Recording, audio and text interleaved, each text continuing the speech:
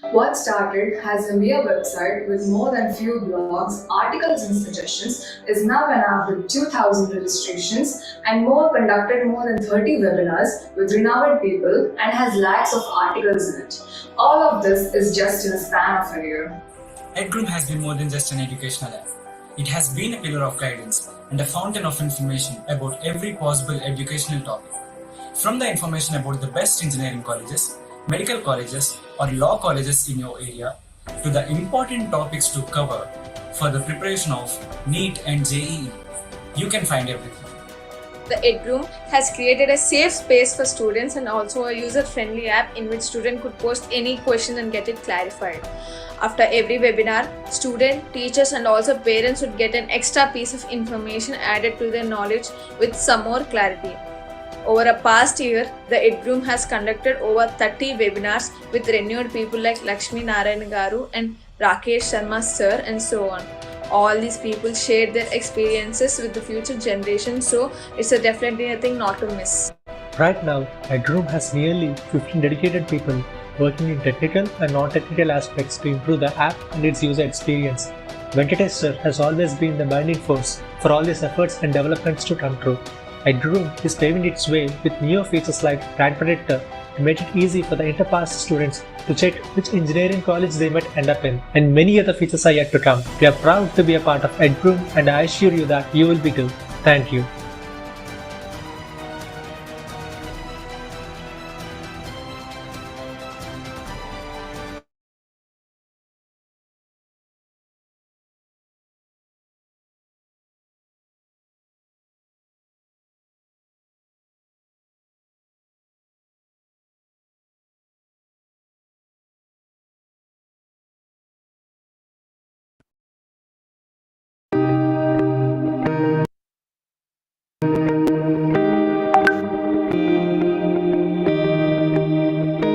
Hello everyone, I am Satyaprasad Kankala, PGT Mathematics from Navy Children's School, Visakhapatnam. I would like to express my hearty congratulations to EdGroom for completing 1 year of its successful journey. It has touched its first milestone by reaching its services to more than 75,000 students.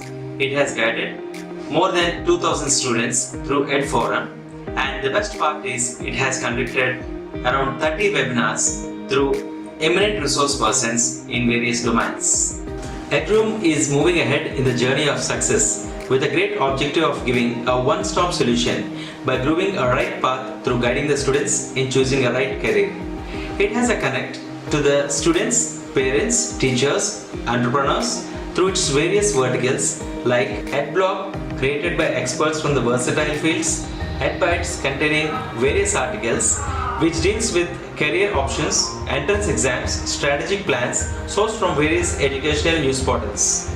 EdForum, where the questions posed by students or parents related to career are answered, and EdWebinars that are conducted on various opportunities, latest trends in education by eminent resource persons.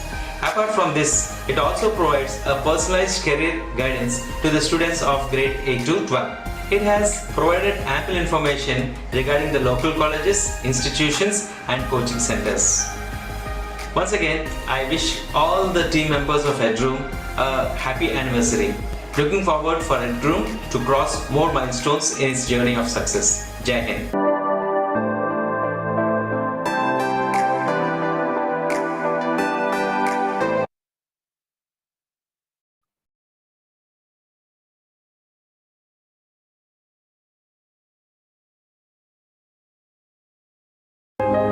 Respected members who are participating in this same webinar.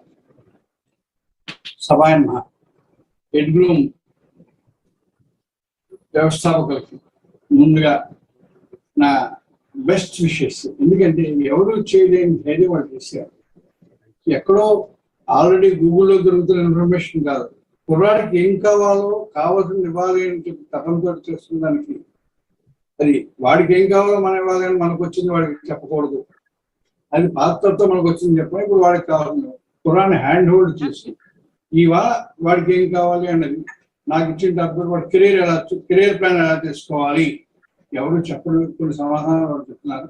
అదే కాకుండా మన జయప్రకాష్ నారాయణ గారు లాంటి ఉత్సాహ దేశాన్ని ఒక మంచి పదంలో నడిపించిన నాయకుడి చేత వాళ్ళకి పరిచయం చేయడం చాలా చాలా మంచి పని చేస్తున్నారు. ఈ రెస్పెక్ట్ గా వెంకటేష్ గారికి, రవిబాబు గారికి, మిగిలిన ఫౌండర్స్ అందరికీ కూడా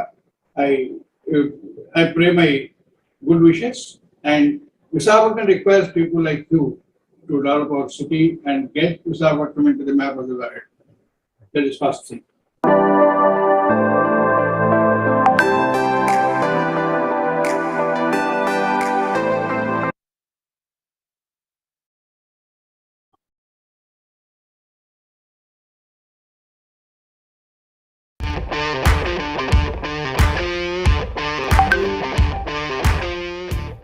Hi, this is Likhi, currently pursuing BTech in KL University, Vijayawada. I'm very glad to say that I'm the fruit of an EdGroom tree. During my class 11, I was very confused about choosing my career. Then I approached my physics sir, Mr. Venkatesh Panda. Later, I got to know that he started a platform for students who are in dilemma to choose their career. I participated in each and every webinar conducted by the team. Then, after 2 years of my inter, I got much clarity on my career. Even I got good percentile in mains, I couldn't get into NIT with good branch.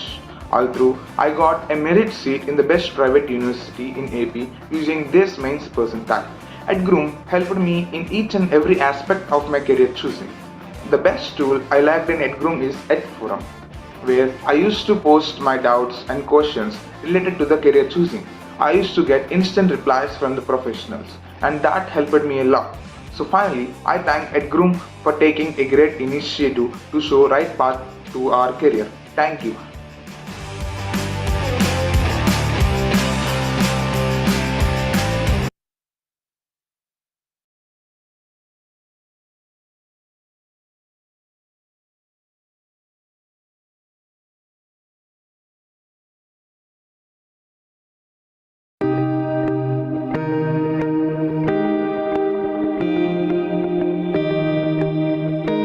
Good evening.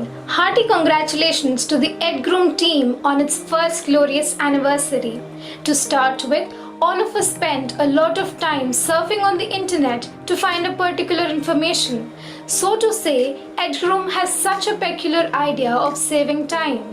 On a personal note, I have invested a lot of time surfing about examinations held after class 12. NDA was one of the major examinations that fascinated me.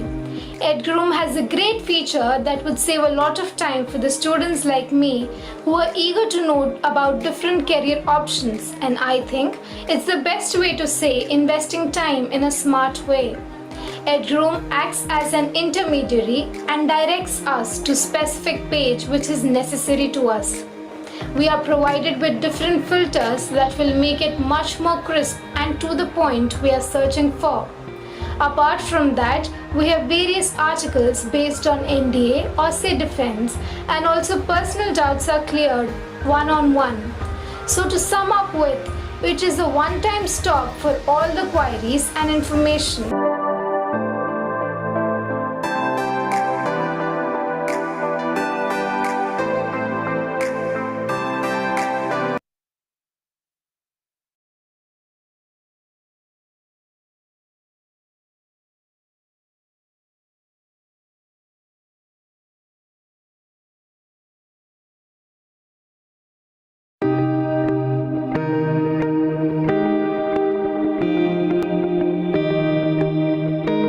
Hey, I'm Fazal, and first of all, I'd like to congratulate the EdGroom team for their 1-year anniversary. EdGroom is a really helpful platform for students like me who really struggle to find good articles on the internet which are not misleading and are informative and also answer our questions.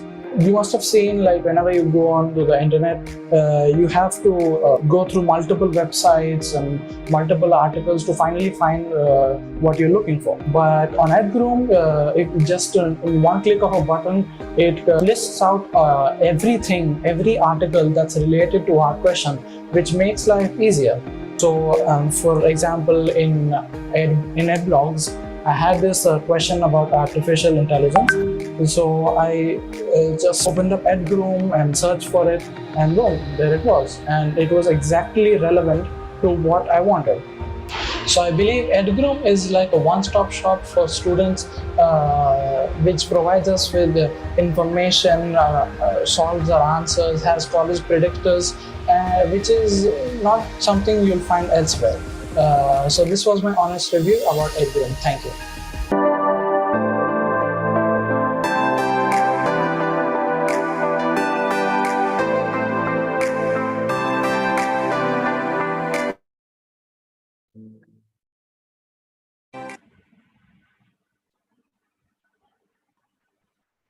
Yeah, good evening, Dr. Sunita.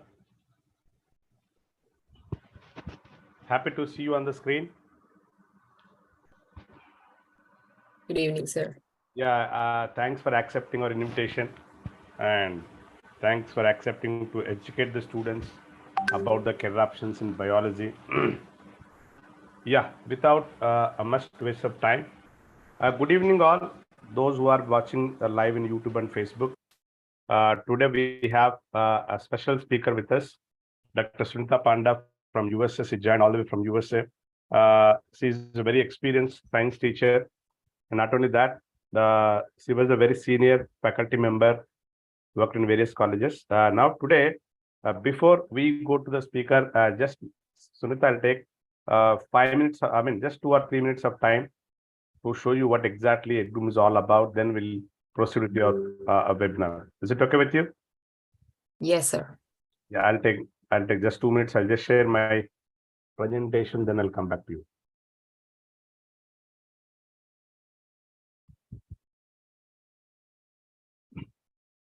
I think you can see my screen, right? Yes. Yeah, thank you so much. Yeah, good evening all once again. I welcome you to another interesting webinar today. As I said, this is special because the speaker is not from India. Definitely her answers or knowledge will definitely help all the biology students. We have a lot of question marks. So before we go to the actual session, let me tell you what exactly we do at EdGroom. So EdGroom is a social platform which provides personal information to the students, parents to make better decisions. And what we provide is we provide the guidance to 8 to undergraduate students. Sunita, I have one question here. You plan, did you plan your career, or did anybody guided you, or you just went with the flow? It's my self goals. I could say that it's all my self goals. I went along with my checklist, which I wanted to go. Like, as you put up over there, step by step. It doesn't take a high leap. It's step by step. Keep moving one after the other. Oh, very good. So maybe you are self-motivated, right? But do you think that people the students need guidance for a better career? Yes, of course. If you have a particular platform where you can go and somebody can help you, it's always a useful thing. But I did have some of them who motivated me, but I didn't have much information like what we have nowadays. And you doing a very good job in putting the platform in front of them to understand how to do and what to do and where to go. Thank you so much. Yeah, definitely. We want to help the students who are in the rural India, because some of them may not have ideas to search for the right information, right?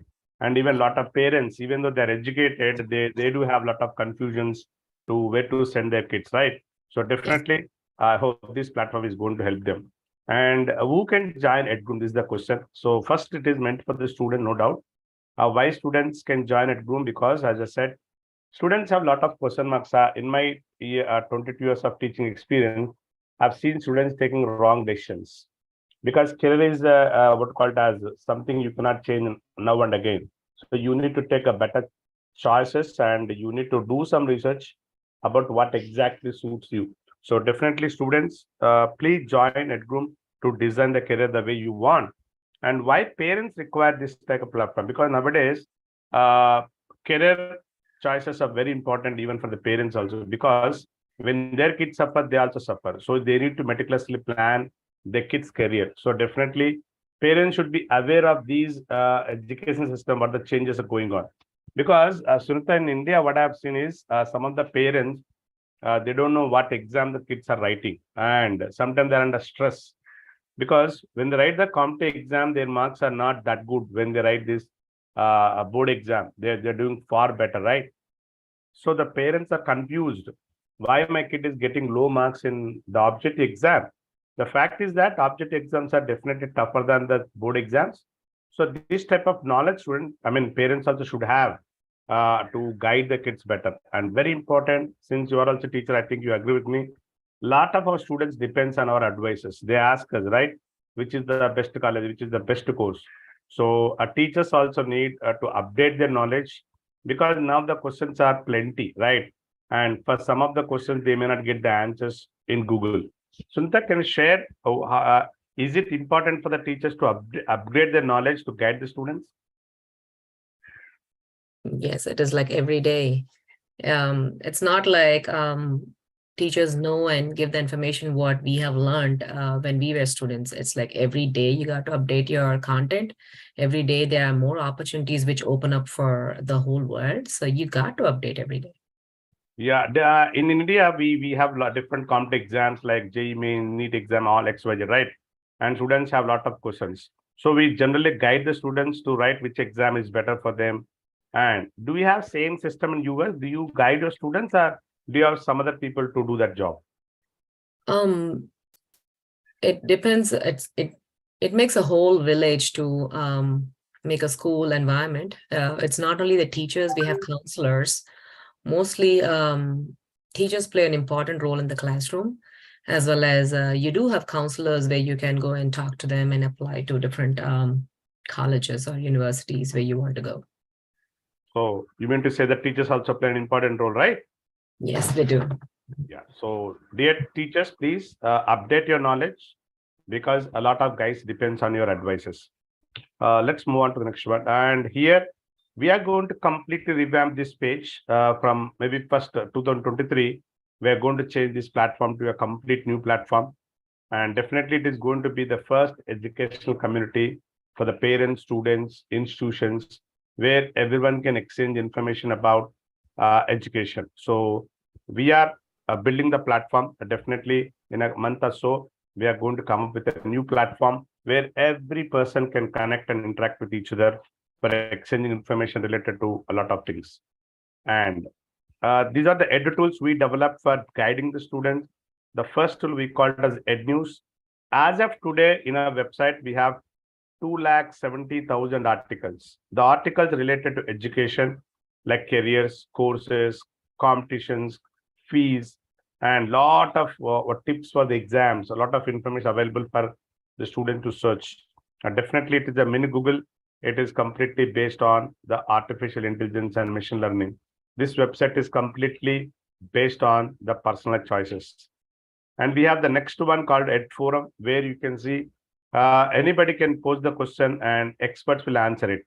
In the last academic year, we have answered more than 2,000 questions related to various colleges, exams, courses. And remember, most of the questions were answered by the experts in their own field. So definitely don't hesitate to drop your question. Soon you're going to get answer from the expert. The next one is the Adblock. Here we have more than 70 blogs. These were written by experts in own domain. And these blogs related to different courses, careers, advices, and some of the success stories we have published.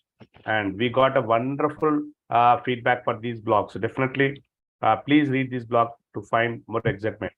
And this is one important area we do every Sunday, almost at 5 p.m. to 6 p.m. This is a Ed webinar we conducted in the last academic year, 30 webinars. Okay. And I think nobody has done these many webinars in one single academic year. And lot of people have took part in this wonderful initiation. And today this is what we stand. We have 2,000 plus registered users with us. And in the last one academic year, we have more than 1 lakh visitors in the last 1 year. And on average, we get 2,000 plus users. And as I said, we have as of today, 2,71,000 useful articles. And we have our YouTube channel. So as I said, We conducted 36 webinars so far on this platform, and we have 640 users on YouTube, and we have more than 30,000 plus views for it. This is the upcoming webinars, how to prepare for JEE Mains exam, which is very popular. Last year, we have conducted 5 webinars only for JEE Mains exam, another 5 for NEET exam. Those are very, very useful. We got a very good feedback for those webinars. A lot of students were benefited with these webinars. And now we are going to conduct another interesting webinar, how to prepare for CAT exam, which is very useful for the students who are preparing for management courses. This is what we follow. Don't follow the crowd. Choose a career where you'll find happiness and no regret. Sunita, can you comment on this? Yeah, there's a lot to say on. I know this is a powerful sentence, what you have written down over here. Following the crowd is a trend which goes on with the youth, what's going on. If somebody is an engineer, your neighbor is an engineer or a doctor, you would always want to do that, or somebody in a family. That doesn't satisfy you at all. It's always your inner conscious what tells you follow that. You would definitely succeed. So I think you have chosen the way you wanted, right? You never followed someone. No, I did not. Very good. That's why you look so happy. Okay. This is what I suggest all the students. Never. This is what I popularly say. Don't follow the follower, because the moment you follow the follower, you end up with the same results, right? Be different.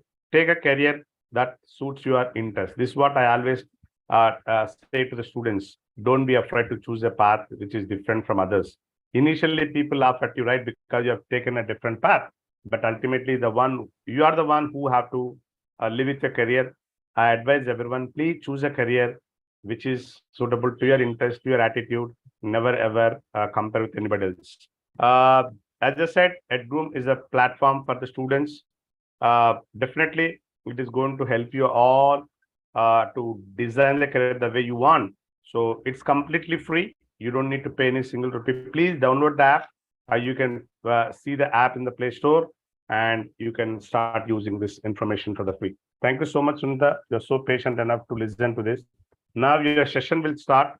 Good evening, all, once again, who are watching the live. I'm very pleased to say that she was my first intermediate student. Sunita, you remember it? Yes, it's a long back, okay? Yeah, so I'm so happy to see you on the screen. Don't tell me I'm that aged. I'm not revealing the age, okay? It's a secret, right? I know it. Definitely, you guys give me a lot of what called as things, how to teach, what not to teach, okay? Definitely, you're so kind enough for accepting, and today you are the part of this wonderful initiation. Today, I take this privilege to introduce the today's speaker, Dr. Sunita Panda. I know her as a Sunita Panigrahi, now she became a Panda, right? So definitely, she is a very, very highly qualified. In one way, I feel very proud of you, right? The moment I have seen your qualifications, it was amazing, okay? She has done her PhD in microbiology from Andhra University, and she got the best young scientist award in the years 2012, 13, and 14 consecutively. That's awesome, ma'am. That's very good. You're so that shows that how committed you are to your goal. Definitely, that is one of the best achievements anybody can imagine. And after that, even she worked as a guest of honor in Doon School, Dehradun in India, worked in UG and PG colleges in India, was a visiting scientist at biotechnology labs in Hyderabad, and she moved to USA as a science teacher. Is it in 2013, Sunita? When did you move to US? I moved in the year 2015. Oh, acha. So from last 7 years, she's working in the US as a science teacher. And now she's upgraded by AP certification, gifted certification. And she's a science liaison for the district, science curriculum designer, academic team coordinator, AP reader for biology. And apart from that, I know that she's a fun-loving woman. We can see a lot of activities going on. She's a saucer coach and took priority, fulfill and check my bucket list. Some of them were, she want to fulfill all these things. A Grand and Canyon High, Alaska off-road drive, skydive, scuba dive in ocean, snow skiing, and swim with dolphins. I hope definitely soon you fulfill all these dreams and desires. Okay. I've Uh, already finished all that. I'm sorry, Yacha. I thought I've it was already the checked my bucket list. bucket list. Oh, sorry. You are really amazing, and I can see that a lot of things. Even they're scared of. I'm so scared of these things. Okay, that shows how gutsy you are. Right? Thank you so much. I once again welcome you to this wonderful evening. Definitely, with this session, you are going to help the students and parents. Let me share your screen so that we can start the program. Thank you, Sunita, for accepting the invitation. Mhm.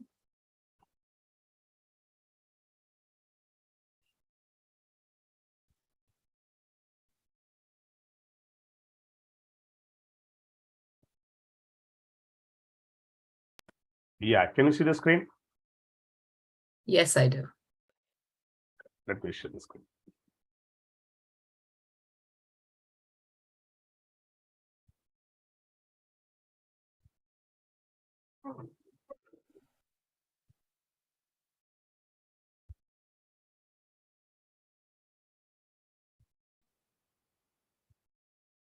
Okay. So once again, I welcome you all to this wonderful evening. Opportunities for biology students in USA. Because students have seen a lot of students in India, what happened is when they take biology, right? Especially the many girls wanted to take biology, and even some parents are scared of opting for biology, thinking that they may not have so many opportunities for bio students. So we want to, address those issues. We collected some questions from the students and parents. They have some apprehensions about the courses. And if anybody wanted to study, or pursue their career in USA in biology, we want to know what are the opportunities, all that. So let me share some questions with you. Please answer them. Okay, na? Is it okay? Yes, sir. Yeah, let's start with the first question then. Yeah, this is the one question most of the students and parents have. How to join medical colleges in the USA after completing +2 in India? Is it possible for them to join in US medical colleges? No, they don't go to med schools immediately after their 2 years of intermediate, because this is treated as a high school in US too. Because in US they do 11th and 12th as their high school curriculum, and after high school they join into undergrads. After undergrads they apply for med schools and then go into med school programs. So they have to go and complete their GRE and TOEFL and join into any undergrad school which has a biology background or a science background, and then write the MCAT, get into the med schools. So first thing, they need to write the GR. Do they need to write a SAT exam along with them? They got to write the SAT exam. Right. So they need to clear the 3 exam, as you said, GRE, SAT, and TOEFL. And So they these have are these are requirements because they have to measure the standards which are for both the countries. So graduate record exams, they have to put a graduate record exams for undergraduate students, but SAT is a must for getting into colleges. And then TOEFL is that you can understand English as a foreign language. So you have to have an SAT and TOEFL for getting into the undergrad colleges. And if you come as an undergrad, you have to do your GRE. GRE is a graduate record exam. Right. So without writing those exams, they can get into these courses. Even students over here, they take SAT over here, and according to their SAT scores, they get placed into colleges. So do you mean to say that the rules are same for both the US and the students outside US? Yes, the rules are same. The only difference between the US students and the Indian students is TOEFL, because they have to test their English as their foreign language. Understood. Okay, let's go to the next question then. What is the duration of medicine in the US? In India, we know that after intermediate, they'll complete their medicine MBBS in 5 years. Then they'll go for the specialization. Is that the same way in US or different? Yes, they have 4 years of medical school, and then they got to go for their practice. They have to stay there for a practice and then go on to their field. It is same One as is in 1 India? year. It is same as India, but you do not have it in complete 4 years. We finish our house surgeon in India. Over here, we do 4 years of med school and then do your house surgeon. So it takes 5 years, but after undergrad though. Oh, so undergrad how many years? Undergrad is 4 years. My God. So it is a long career then. So those are complete undergrad first, then they go to med schools, right? So definitely, so the duration is much bigger in US than in India. Okay. Yes. Yeah, let's go to the next one then. Which entrance one should write to pursue medicine in the USA? So they have to do a MCAT exam, medical college admission test. So this is an exam for anybody. So those who come with an MBBS degree from India, they have to do an MCAT exam to get into a med school, because MBBS in India is considered as an undergrad with a little of requirements completed for med school, maybe 1 or 2 credits, but not much. So they have to do an MCAT too if they come over here. Okay, so this is a must. Even if you have completed MBBS, still if you want to pursue higher levels in medicine, the first thing they have to take the MCAT. So, and for the +2 students, they don't need to write MCAT in the beginning. They need No, you have to have SAT. Yes, SAT, and then completion of undergrad. Yeah, I understood now. Let's go to the next one. After completion of base in India, can a student join PG directly? So as I said, they have to do their MCAT exam, and then slowly they have to get into a med school. They have +1, +2 exams to write. They have to complete all of that and then join into it. So +1, +2 is equal to a little bit of what they have done in India. So it compensates between the undergrads, what they do over here. Even the undergrads over here, they take some exams before they get into the med schools. They should have their highest GPA. Everything maintained as usual, what we do it in India. Acha. So definitely they cannot do directly. However, their percentage in India, back in India, definitely they need to write this MCAT exam before they get into any medical schools in US. And so this MBBS will not entitle them a doctor, right? No. Okay. Right. Thank you. Which exam one should try to pursue? You answered this question, right? So you said this MCAT exam. Is it objective or descriptive exam? I think both. I don't know about it more, but I think both. Achha, so okay. SAT exam is a descriptive or objective type? SAT is completely what you call it, is a handwritten exam. And these are you have to solve the problems. It's more about English and math, a little bit of science, but they have more of math and English together, I think. Is it online or offline exam? It is offline. It is not online. Oh, okay. So how many times they conduct SAT exam per year? SAT you have 2 times. 2 times. One in the fall and one in the spring, I think. Acha, okay. Let's go to the next question. To join medicine after 12th, is it mandatory? Is it? So all the students, definitely those who wish to join. I think you said GRE is not compulsory for 11th and 12th, right? Because GRE is a graduate record exam. So GRE is for the ones who come after undergrad, after your BSc. If you come over here, it is a graduate record exam. So you have to qualify that in order to be a graduate over here. So yeah, GRE is for undergrads, I think. So SAT and I'm pretty sure about it, but GRE is for undergrads because it's a graduate record exam. But SAT is it is a must, as well as TOEFL, because SAT is written by the students of US too. If you get an SAT score, you know where you have to go. So there are some schools which look at your SAT scores and join you in different schools. in spite of SAT, you need to have a good GPA too. Acha. In plus 2. Mhm. Yeah, so All is of there them. is there any cutoff like that? So there are some med schools. I mean, there are some schools which you have a 7-year to 8-year program altogether, right from an undergrad to a master's program. So you join into a school having a good SAT score of 1400 and above. I think last year it was 1420 and above. So if you have 1420 and above, you are eligible to take in the application and enter into the university or enter into a college. In some schools, they opt for 1500 and above. So it depends on the schools or depend on the universities what they take it. So the score, I mean, do they consider your GPA in school also while giving admission?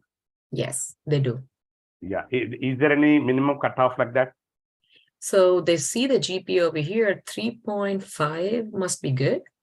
Okay. But if you have a 3, it is considered too. Acha, basic is 3. It is considered, but 3.5 and above, you're always good in good schools. Oh, very good. Is medical education in the US expensive than India? Very expensive. So, It's around $39,500 to $75,000 per year. my goodness. Why? What do you? I mean, in your opinion, why it is so expensive? I have no idea. Acha.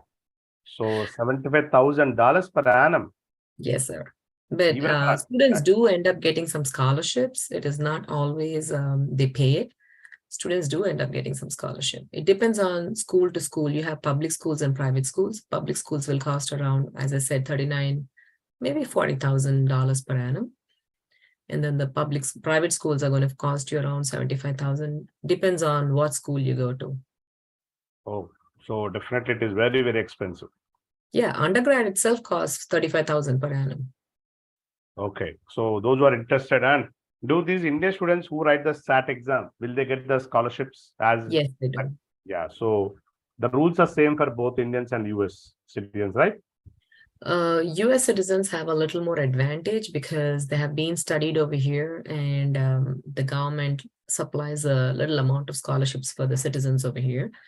But foreign exchange students, you have a minimal amount of scholarships, but you do a little bit like 10,000 to 15,000, maybe 25,000, depends on your GPA again, your GPA and your SAT scores. You can go ahead and hit the correct goal over there for your scholarship, and then you get it. So I think it is better to complete undergraduate in US, I mean India, and you can go for PG in US. That's a better option, maybe. I prefer coming to undergrad over here, do the undergrad so that you know different opportunities, what you can do it. It's not medicine all the time. It is not becoming a doctor all the time. So I always prefer undergrads and then coming into a med school. So you have a better idea. Oh, so you suggest students that you better go to US after 12th class. I would, yeah. Yeah, to understand the system better, right? Yes. Yeah, definitely. Are all the medical colleges in USA are the government? I mean, they use a private and public, right? So in India, we have a lot of private medical colleges. And do we have the same system there? We have more of public and less of private over here. Oh, it's reverse. Mm-hmm. So is the admission process same for all, or is it different? It is same for all. But private colleges accept more of foreign exchange students.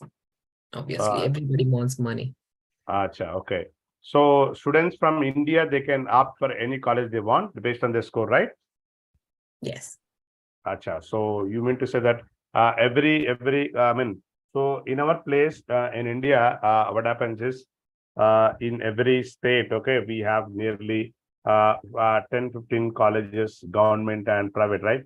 So how many colleges do you find in US? Are they many? Are they few? There are many schools. We call here as schools than colleges. So there are many med schools over here. maybe around 4 or 5 schools. Out of 4 or 5, you have 4 of them of public, and then 1 is private. So is it per state you're saying? Yeah, this is per state. Acha, okay, very good.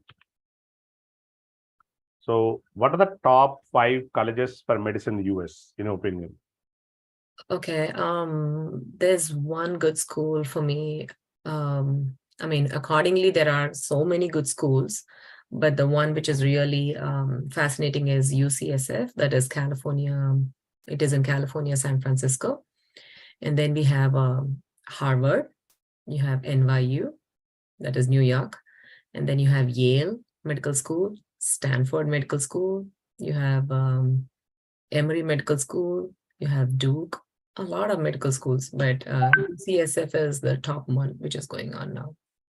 So that means that the first preference will be given to that, all the students. Yes. Yeah. So is there any system like, will the students get complete scholarship if they are exceptionally well in the SAT exam? Yes. So it is possible. Yes. Acha. So the students who really wanted to study medicine US, better please focus on those exams. And definitely if you're lucky enough to get a good scholarship, I think that is better to do your medicine there. And just like in India, because in India, what happens is most of the parents, especially in South India, think either medicine or doctor, right? Engineering. Is that the same with the parents in US or it is different? No. No. It is, it depends. The generation has changed, I think, because when I was pursuing my career, I was into the science field. So the only field what you see is you become a doctor. No other goal for you, you got to be a doctor. So what if you don't get an MCAT? So you take your undergrad, you do your botany, zoology, chemistry, or you do your biochemistry, biotechnology, and then you get into some master's program, and then you do all of those because you follow the crowd. Accordingly, everybody forces you to do it. You don't choose by your own in India. I mean, I felt that in India. Over here, it's the same thing that parents do tell you to do something, but kids are more independent. They know what to do nowadays. So some of them, they do opt for some science courses which do not go into med school. They do into med courses, and they pursue their careers in different pathways rather than going into a doctor or into a med school. No, as I said, yeah, I totally agree, because in India, still the same thing is going on. When you are intermediate, the same thing, doctor, engineer, it is also now going on the same way. Yeah, definitely, because in India, what happens is, number of jobs are limited. So definitely one has to study the courses which are in demand. You don't have a liberty to choose the way you want, because you may not have gap, because US is completely different from India. Okay. So there are a lot of options available. Okay. So definitely. My other question is, Sunita, as you are a teacher, maybe you meet a lot of parents, right? So are the parents in a position to guide their kids, or simply they follow what the kids are doing? They do guide the kids. Parents and teachers do guide the kids. Acha. So it depends on every race again. So you have Indian parents over here, you have American parents over here, you have multi cultural parents over here. So parents who are really interested on kids, they want the kids to pursue a good career. They do guide the kids, like, what if they give options to them? What if you do this? What if you do that? So again, students play an important role what to choose, but parents do give an opportunity for them, or lay out a map in front of them. They have this charted sheet where this is what it is. So what do you want to do? Or if not parents, we do have those counselors at school. And in the schools, they do put up a big format where this is the career. If you choose, you can go this path. You choose this one, you can go this path. Now it is your own interest what you want to do it. So not everybody over here chooses to go to a med school or an engineering school. That is not a mindset over here. They do go for arts. They go for theater arts. They go for musicals. they go for accountings. It's various varied varieties, which you don't see it in India. And we have, as I said, the science is complete dominating in India, right? And is that Even the in way US. in US also? Is that the same trend? Yes. Science people choose more science than arts. Science people in the sense. Science and people, those who want to go to medicine, engineering, all that. Those who choose MPC and BPC, number of students who choose that in India is much, right? When compared to other groups like arts and commerce. Is that the same trend in US or are they different? No. It is a different trend because you have every field filled up over here. They feel that sciences are really tough. Medicine is really tough. So if you are very well focused and you're goal oriented, only those can perform this med field. Some of them drop off from first year and second year because they don't want to stress. It's a long way to go. So you don't want to stress. So first year or second year, you decide that, okay, this is getting tough on you. So move your field onto some other majors. So that's an opportunity in US. You do your undergrad. So you can change your majors when you're in your second year. That's why I've suggested if you come during your undergrad, you would definitely know what you choose. Yeah, so you don't have this flexibility in India. That's the main problem. So once you take a step ahead, you have to just go ahead with it, whether you like it or not, right? You cannot drop in between. Yeah, maybe in India also things are going to change in the new education policy. Maybe in the coming years, the things are going to change. And I think the government want to bring this credit system in India also. Let's hope the good days will come for the students. Yeah, let's move on to the next question. So far we discussed about how to pursue medicine. What are the difficulties in pursuing medicine? What are the opportunities in pursuing medicine? Now, the other sector that dominates this is for the biology student, the pharmacy industry, right? So I heard that a lot of pharmacy industries are also there in US. So in your opinion, what are the opportunities in pharmacy for the bio students? They're the only field which rules the entire world is pharmacy, because without that, it doesn't exist. Students do take pharmacy, B.Pharm or M.Pharm. They do the sciences, as I said, they do the science background with undergrad and then get into the pharm school. The pharmacy school and medical schools are all the time sister schools. They go side by side. Students go to pharmacy schools and immediately they're placed into jobs over here. You can work anywhere. Wow.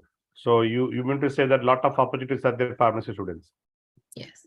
Achha. So suppose I completed my BPC group, that means biology, physics, and chemistry. Okay. So I want to do undergraduate, UG course there. Okay. Is it in pharmacy? Is that the same exam they need to write? No, you do have a undergrad with sciences. You have to take a science. It is a science undergrad. You have your bachelor's of sciences, and then you can do a major of chemistry or a major of pharmacy over there. So once you complete your UG course in science, then you have to choose. Yeah, in the UG course of science, you can be a major. There are some major courses. That means the one which you really prefer. So if you want to go into med field, you do a UG course of pre-med. So there's a course called pre-med. So you do a pre-med course. If you want to do a UG course of pharmacy, you have a UG course of chemistry. So you have to do a major of chemistry or major of pre-pharmacy, something that way. Oh. So if you want to go for psychology, you do a major of psychology. So you have one subject which you have to do it for 2 years. So that the field that you are interested in. Mm-hmm. Gotcha, I understood. So what are the career opportunities? For example, in India, a student has completed B.Pharmacy. Can they join jobs directly in US, or they can do M.Pharmacy or other things? What are the careers they can choose, opportunities? I think if you do your B.Pharm, as far as I know, they have to come here to join into some school. You directly cannot be employed because employment is through, again, you have to have a company which have to sponsor you to bring you over here. So it is always a better option to come over here to study and then go for internships and get into jobs. So B.Pharm students also should take this GRE, TOEFL, all these competitive exams, get into a M pharmacy over here, and then get into internships. Slowly you can be placed into jobs. But directly coming from India to get a job there are so many obstacles over here. So the government should be giving you a visa. You have to have a company that should be sponsoring you. You should always be having a experience. So you suggest them that the better they complete the M forms there, then they get the placements. Yes, because that's a safer route, that you have been in this land for a couple of years and now you know what to do and how you can move ahead. But getting a job directly from India to here, you have to be in a company, and that company must be ready to send you over here. And you need to get a visa from here, from this company, and then sponsor that to India. It is a long process. So you have to have a lottery system where they pick your H1s. No. So the problem is, Sunita, I've seen students, they're not interested to choose B Farms in India because most of them, they want to become doctors and they hesitate to join B Farms. They don't. You said a lot of opportunities there in US. So can I say that those who are interested in pharmacy, if they complete B Farms in India, get into US, write an exam, then go and do a M Pharmacy, will they get better opportunities there when compared to India? Of course. So they can join B Pharmacy without a doubt, right? In India also, that's not a problem. Yes. Is the same exam they need to write pharmacy? You said the MCAT for med, right? I have no idea for pharmacy. I will get back to this question. I have no idea for pharmacy, but there should be an exam for that too. Acha, without exam, they cannot get into. Acha, so M Pharmacy is also a very popular course there, right? As you said.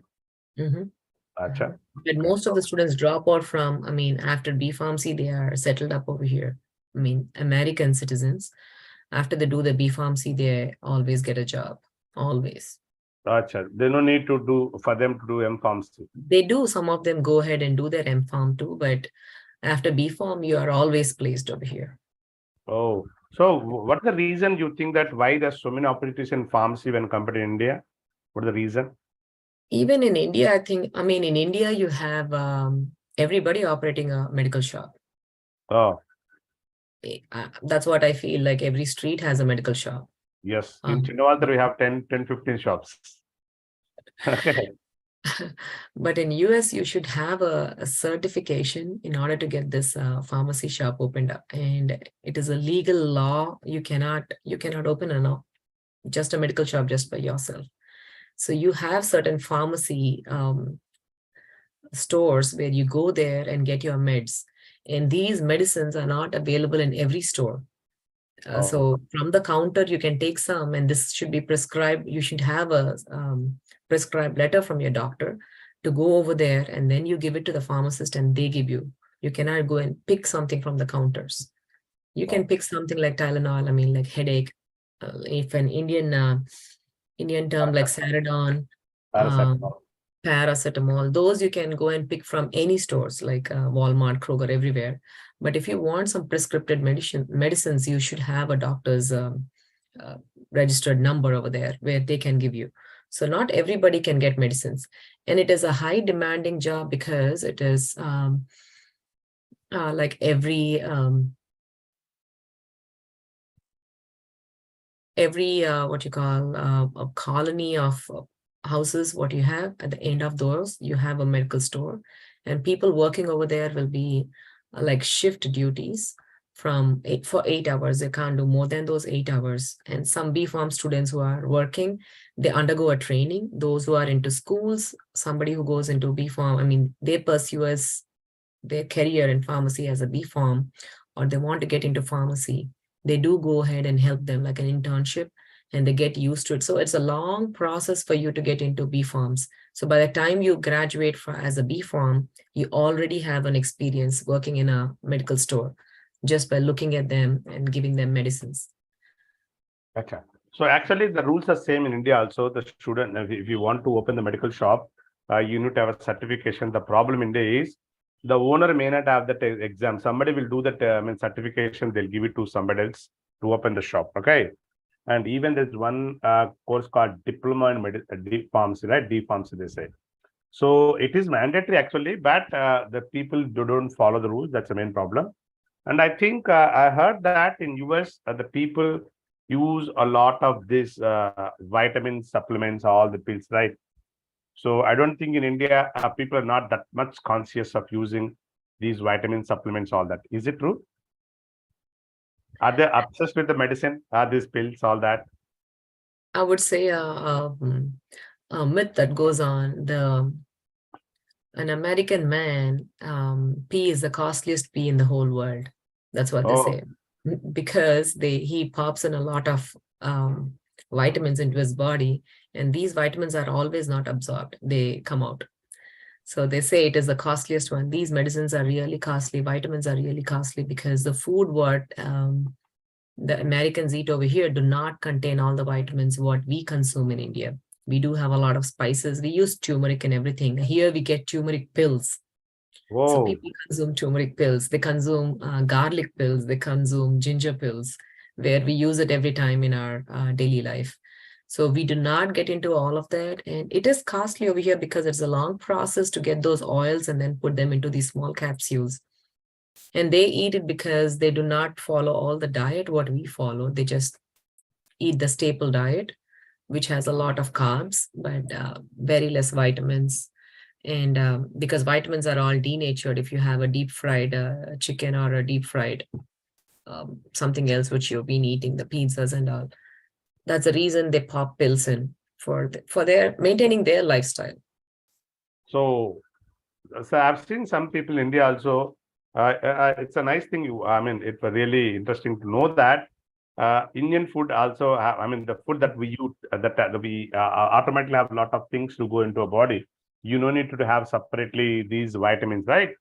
So I've seen when I was in USA, I've seen that my roommate used to carry all the time these bottles of these vitamins with him, right? So now I really wondered because I never had these pills in my, in my day-to-day life. So, and one more thing I want to know, how these opportunities are there for medicine. We know a lot of fields are there. I think even the dentists have a lot of opportunities in US when compared to India. Is it true? Very, very true. Because we spend thousands and thousands of dollars in our dental insurances. So everybody who is employed over here, they have insurance, health insurance. And that is another good field if you are into accountant, if you are into insurance fields. It is a very good field to earn a lot of money because every citizen over here, every person over here does have insurance in order to get into hospitals or getting anything done. I think in a career in US, everybody goes on to an orthodontist, and it costs around $10,000 for his treatment for 2 years. So $10,000 when you compare it to Indian currency, which is $1 is 80 rupees. Now it's around 8 lakh rupees. And you end up paying around $4,000 to $6,000 from your end, and the insurance pays you another $4,000. Dentists are a must-in over here because everybody goes to a dentist once in 6 months. Everybody goes to a dentist, right from an infant to an old person. So why they're so conscious about their teeth? Because these are the ones that remain in for your whole life.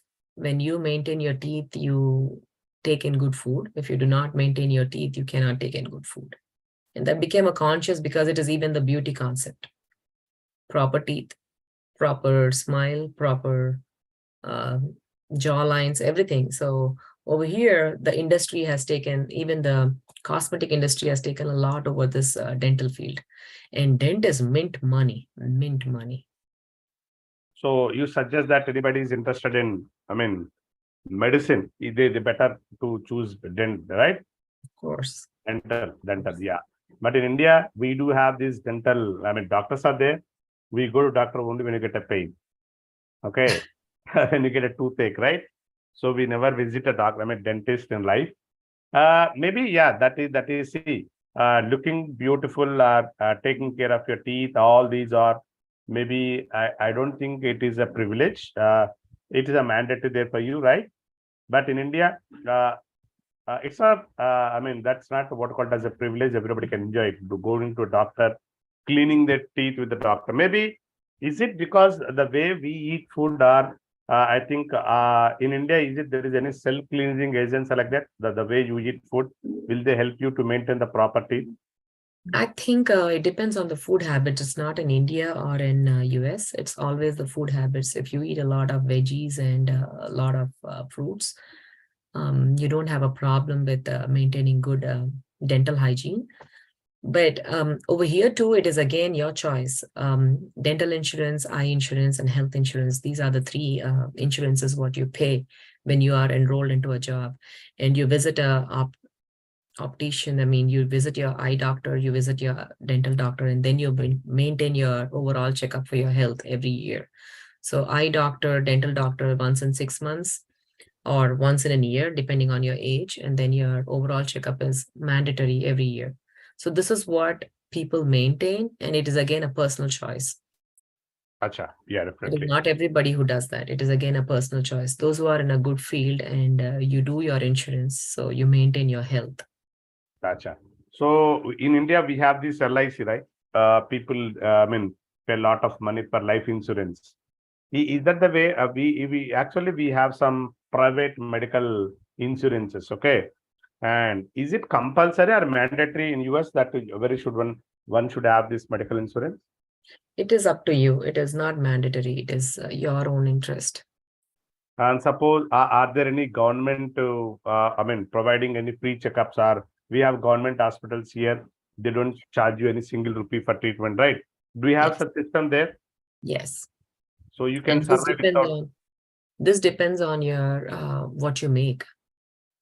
I say it depends on your money. Not everybody gets an opportunity. What you make, if your income is really low, then you are eligible to get a free checkup. Oh, very good. Okay, the government is providing all that. Yes. Very good, very good. A lot of information was said on the pharmacy. Let's go to the next one. What are the opportunities for biology students in nursing? Because I heard that in US, nursing is a booming field where a lot of what called as people enter into nursing. In India, we people think that nursing is not that lucrative field. So, what are the opportunities for this? Why there's so much craze for nurses in US? Because doctors are not always available. Doctors have a particular timing to come in and go. It is not like India where you just get into a barge into a hospital and then you find a doctor sitting straight in front of you. Over here, you have to book, you have to call, you have to book an appointment, and then they give an appointment after 2 weeks. Wow. It's a long process. How the people survive then? So you go to, if you are really in a pain, you go to an ER, that is an emergency care. And then there would be some duty doctor or a common doctor who would see it. And depending on your severity, you'll have a doctor coming up to you and looking. But you cannot barge into a doctor's office like how you can get it in India. So in India, you can have immediate medical attention. Over here, you do have to have a time. That means even doctors have life over here. In India, doctors work, I think it is 20/7. But over here, you do have a timing. You do work only for 8 hours. So they have their personal life too. And the one who takes care, other than doctors, the more booming field is a nursing, because nurses are paid really good. They're available on time. They do go to work every time, every day. And there are some nurses which are always also called as the glass door nurses. They are equal to doctors depending on your seniority and what type of qualification you have. You may not be a real doctor getting into a med field, but you are almost similar to a doctor where they give you counseling, they treat what you got. I mean, they're not treating you, but they are counseling you everything, and then take it to the main doctor and get the prescription ready for you. Nursing has a lot of opportunities. There's a lot of money in doing nursing and becoming a nurse. Yeah, is it because of scarcity of doctors? Or do you think that the number of doctors in US are much less than India? There is no scarcity of doctors. Doctors are abundant everywhere, but as I said, they're not always sitting down over there. If you do not have a patient, you don't have to go sometimes. Oh, And do we have the same way the people who practice privately in India? We have the system, right? Those doctors work in government colleges or government doctors. They have the clinics in the evening from they have fixed timing. And Yes. do the doctors in US, can they privately practice like that? Yes. They can open clinics wherever they want. No, if you're, I think there's a license for that too. You have to have a license to open up a clinic. And then you cannot just open up in your house or wherever. You should have a license approved, and they would see a number of hospitals which are having the similar. Suppose you are an endocrinologist, and if you have an endocrinologist center, you work for a public sector, and then you work for a private sector too. So you have a different timings over there. So there are some hospitals where you have a Colosseum.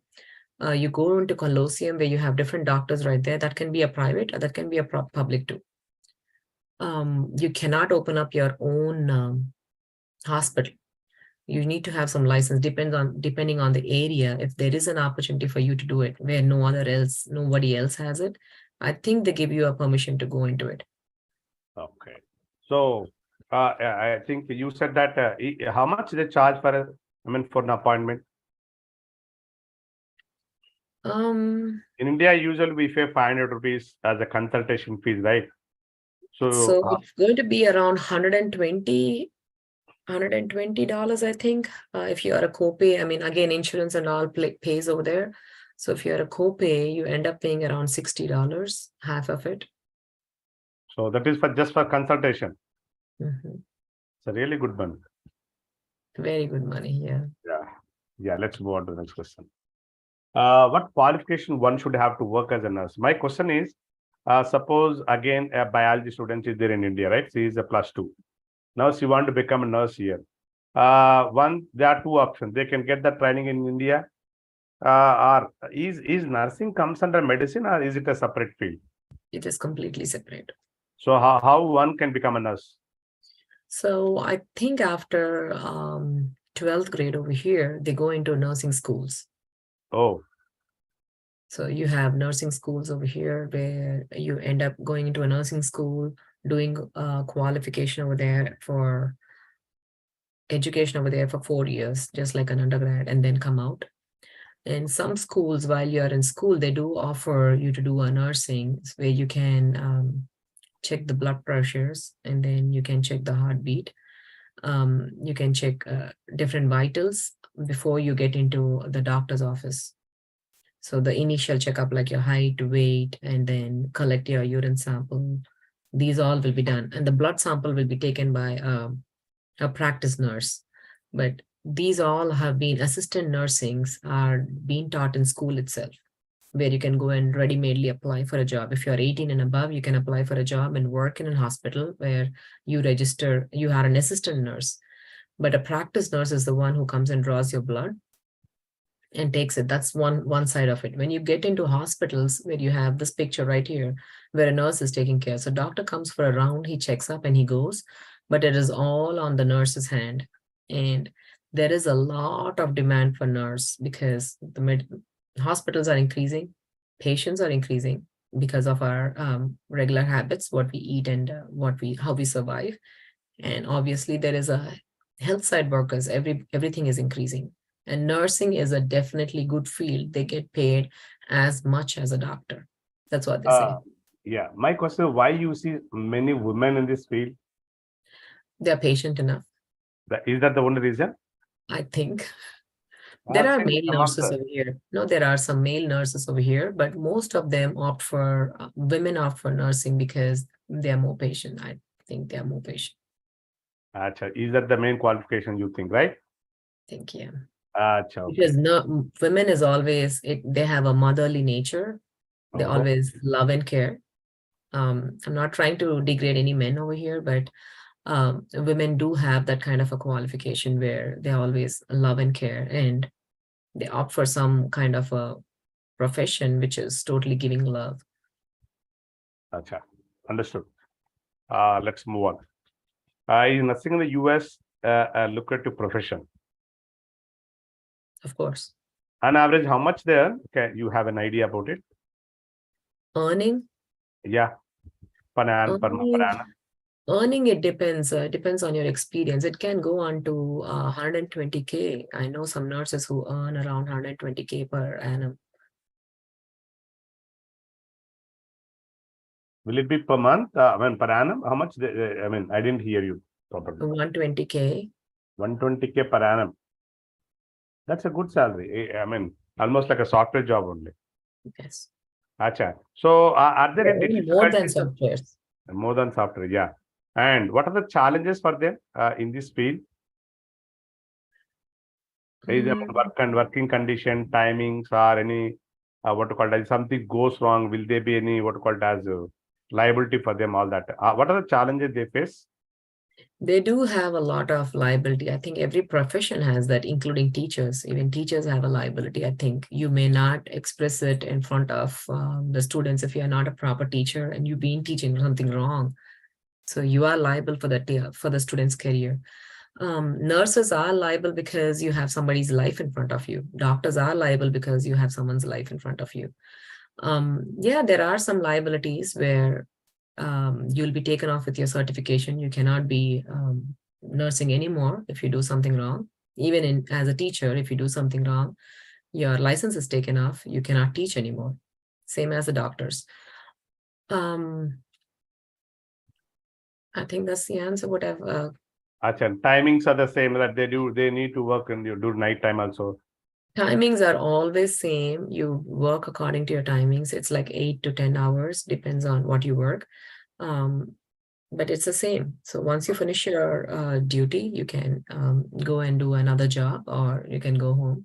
Nursing does take a lot of energy because you are working around, you are helping the patient, you are walking around getting the things done. Unlike a software person, you sit at one place and look at the computer screen. This is like interacting with people. It's both physical and mental profession. Yes, definitely. That's why they are paid so much. Mm-hmm. Yeah. Let's move on to the next one. Can BAL students pursue their higher education computers? Because a lot of buzz is going on computing, right? My question is how computers will help the BAL students? Because you are a microbiology student, right? So how computers help you in studying complicated things? Have you used your computers when you are in UG or PG or when you're doing PhD? Of course, we have to use a computer as it should have a minimum qualification of computer, how to operate it and how to get your things done or organized.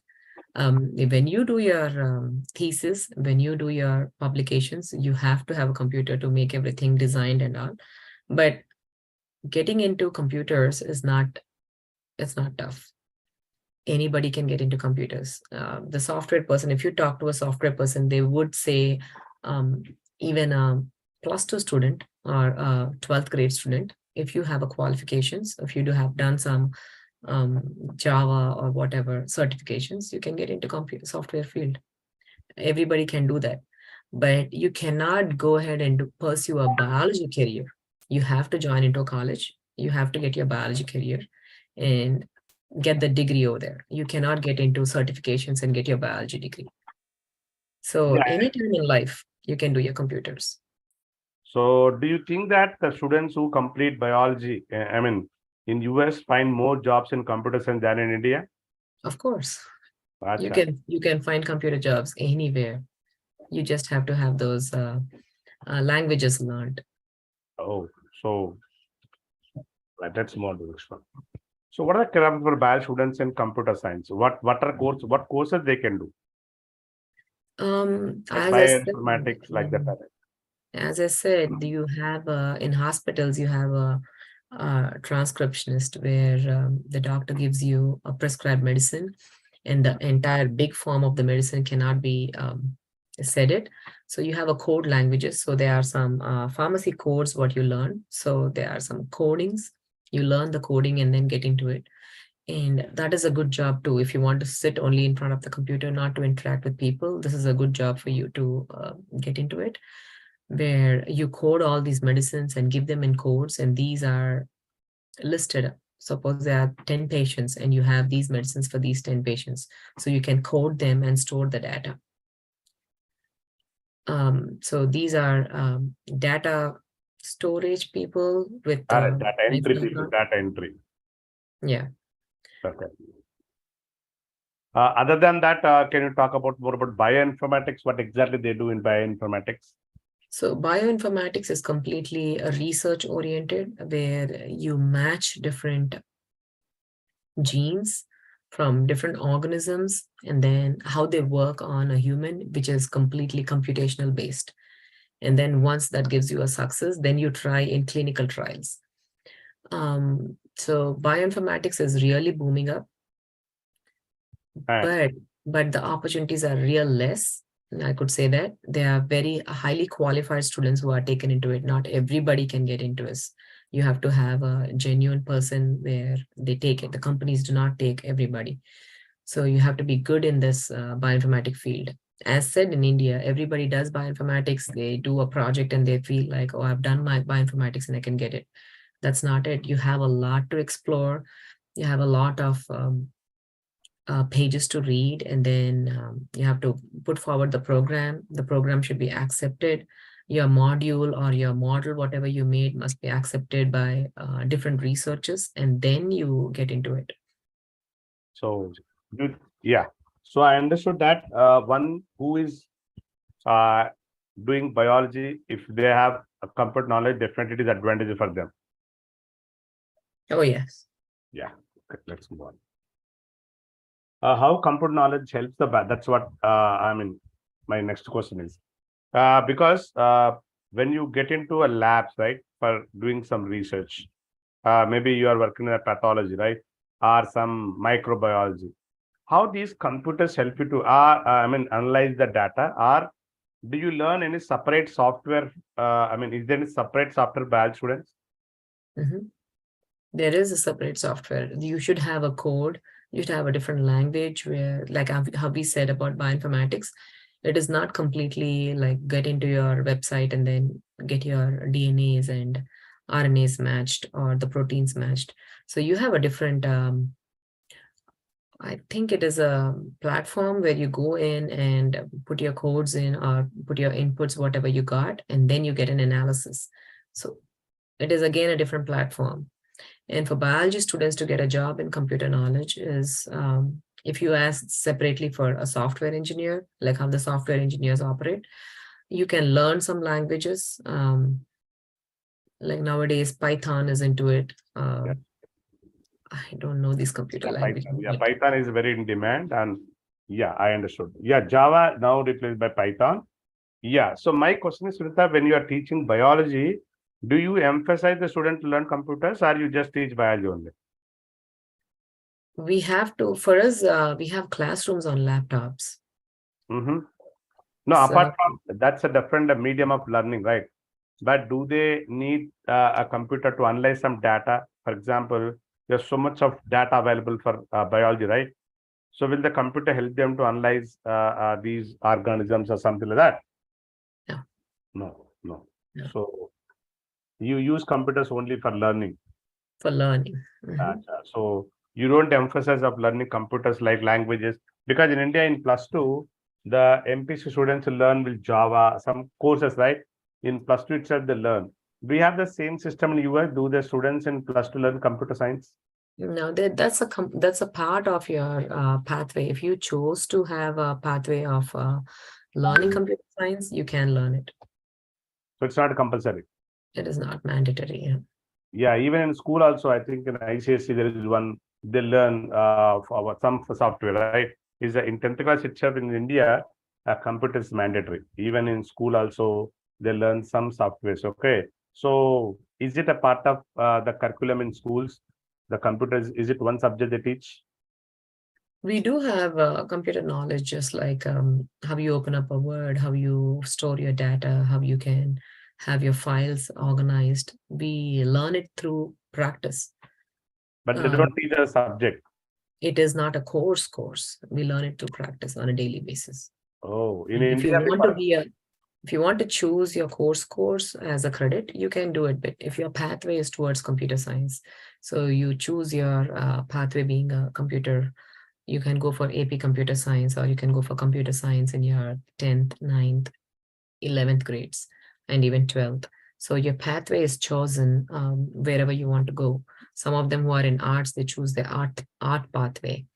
They choose in biology pathway, they choose a math pathway. So it depends on your pathway what you choose, and then you follow that.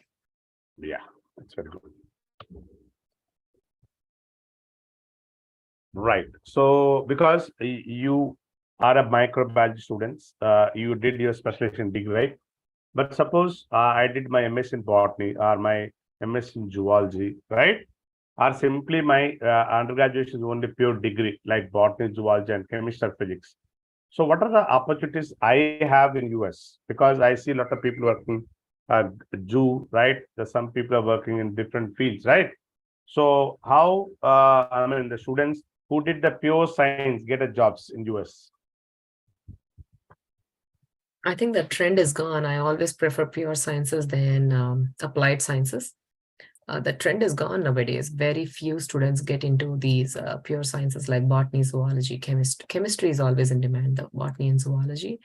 Nowadays, when I was there, the hype of biotechnology was always in everyone's head.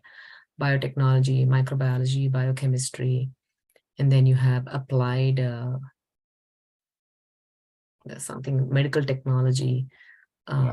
All of these courses, your pure sciences are always a good advantage, because when you take botany, you can enter into plant sciences, agricultural science, and then environmental science. So all three come under botany. When you take zoology, zoology goes on to pathology, microbiology, biochemistry, because you learn certain things in zoology right there. So it is a good field if you have a pure science than taking an applied science, because your spectrum is broad. For example, in India, what happens is the one who does MSc biology, I mean, the botany or zoology, right? I've seen a lot of them ending up in teaching, right? They become a teacher in school or college, right? Very few people get into a labs. Don't you encourage the students to take up these pure sciences, or, I mean, is it because they don't find too many opportunities? As you said, there are not much opportunities in India. Even over here, when you take these opportunities, you should be goal-oriented, what you got to do. So after you take your botany, are you getting into a tissue culture field, or are you going to go into agricultural science? Or you have to have a goal. If you end up being a teacher because there's no choice, that's what they feel. So it is better, in your opinion, it is better to do the courses like microbiology or biotechnology or something like that, bioinformatics, when compared to these pure courses, right? No, pure courses are always good. It all depends upon what you want to do after that. You should have a 5 years ahead of goal set up. So you do your master's now, and then you think about a job. That doesn't work like that. So you have to think about what you're going to do in future, and then get into that field. Yeah, I have a question. Because suppose you have done your BSc in microbiology and PhD, right? So suppose I've done my MSc and even PhD also. Will these people, those who have biology background, have better opportunities in teaching when compared to science and maths? I mean, physics and chemistry and mathematics? Every subject is equal, I feel. Opportunities wise. Opportunities wise, I think the computer science is ruling the world. The math, obviously, chemistry, and biology and zoology, we have a limited options because we are into research. Most of them are into research. And the medical field is always from, if you take a medical career pathway, nursing pathway, pharmacy pathway. That's what I could say. Gotcha. So definitely, yeah, even in India also the same thing happens. Yeah. Yeah, before I thank you, Sunita, wonderful to interact with you. You have given so much of information. Before I conclude the today's session, I just wanted to take few more minutes. I just want to show what exactly we do, EdGroom will do for people, what exactly we have in store. Just I'll take 2 minutes of your time. Before that, let us summarize. In your opinion, it is better come to US after, I mean, for undergraduation for medicine, right? If you're really interested in medicine, Is that you said, right? Yes. Yeah. The advantage for doing undergraduate in US is you understand the system. You'll understand that what are the career opportunities better when you come after what called as for undergraduation. And one thing you said is those who wanted to do medicine in US, they need to write the exam like GRE. I mean, not GRE, sorry, TOEFL and SAT exam. And for those who done MBBS there, I mean, if they wanted to get into what called as PG or higher levels of medicine, they write an exam called MCAT. And you stress that pharmacy have a lot of job opportunities in US when compared to India. And because you said that, I mean, again, that food habits made a lot of difference. Okay. And you said that even nursing is also a very good lucrative career in US. So definitely, Sunita, you just summarized. A student wanted to take a biology, okay, and some students want to take, I mean, this like maths and physics and chemistry. So, in your opinion, as a teacher, and even you sent your kid recently to university, right? In your opinion, which is a better path for the student? Is it the biofield or towards engineering, like math, physics, and chemistry? Maybe definitely since you're a biology teacher, you say biology only, but students, what do you So what I would suggest nowadays youth is think what you want to do it. It is always you who is important, not anybody forcing you what to do. Taking biology is not a sin, or it is not something which will suppress you. It is, you can enjoy life, you can earn money even in this field too. There are opportunities where you have to look for. So it is not opportunities tailor-made in front of you, like computer science or in math or in engineering.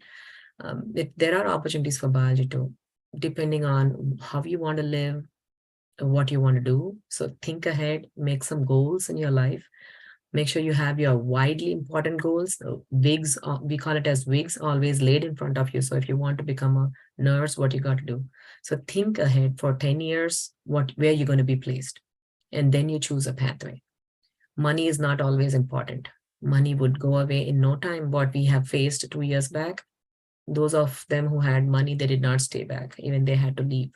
So money is not important. Enjoy your life. Just be healthy and go with the positive mindset. You can achieve whatever you want. So thank you so much. I understand, but my question is, Sunita, suppose if a student is in a dilemma, right? A parent is in a dilemma.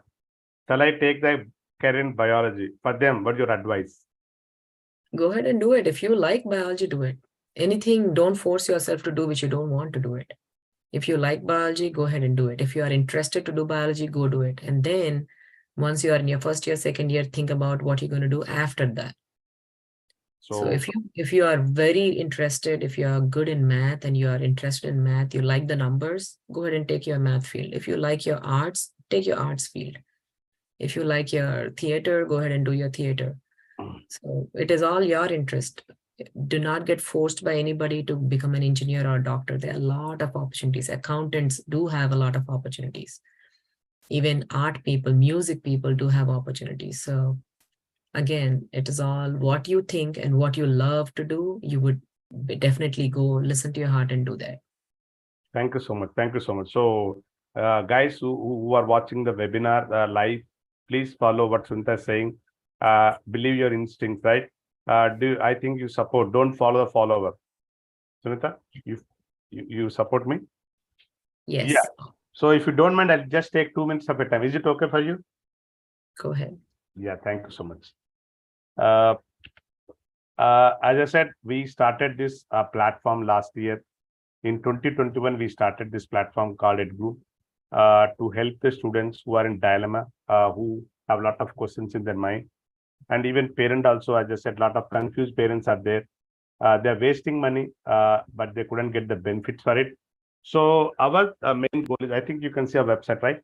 Our main goal is to guide the students, parents, and even teachers also to get the better information. See, for example, Sunita, as I said, we have developed these products called EdNews, EdForum, EdBlock, all these things. What we have done this in EdNews is that we have these, today you can see that there are 272,000 articles are there.